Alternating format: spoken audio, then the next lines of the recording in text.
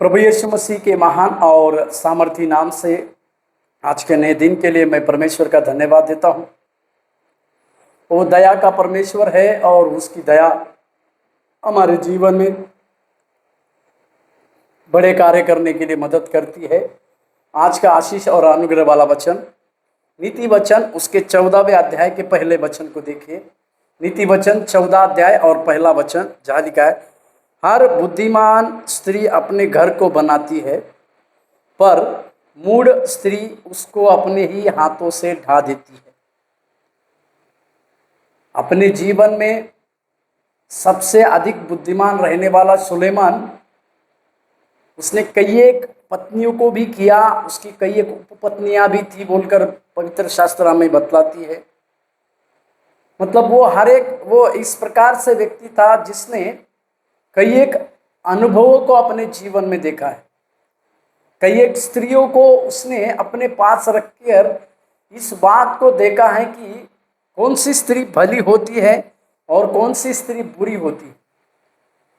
फिर भी इस 14वें अध्याय के पहले वचन में वो दो स्त्रियों के बारे में कहती है, बताता है। एक स्त्री जिसे वो कहता है बुद्धिमान।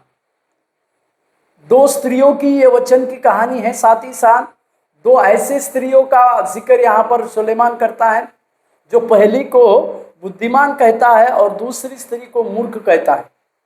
उसी तरह से बुद्धिमान स्त्री के काम भी वो बताता है और मूर्ख स्त्री के काम भी वो बताता है।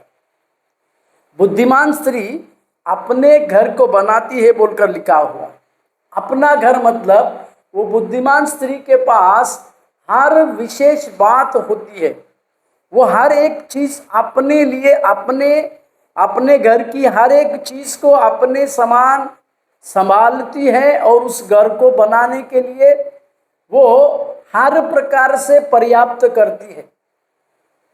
या फिर मैं इस प्रकार से कहूँ, जो स्त्री अपने घर को बनाती है वही एक बुद्धिमान स्त्री है। इसी प्रकार से सुलेमान राजा का भी कहना था। इसी के लिए हर एक गृहिणी, हर एक स्त्री या हर एक पत्नी जो है, इस प्रकार से बुद्धिमान स्त्री होने की आवश्यकता है।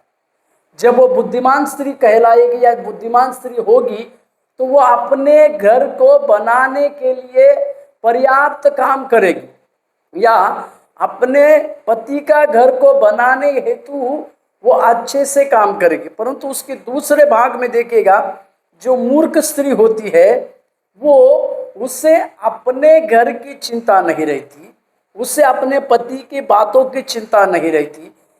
जो अपने घर की चिंता नहीं करती है, ऐसी मूर्ख स्त्री ऐसे अपने घर को अपने हाथों से ढा देती है या गिरा देती है बोलकर यहाँ पर राजा सुलेमान का कहना है।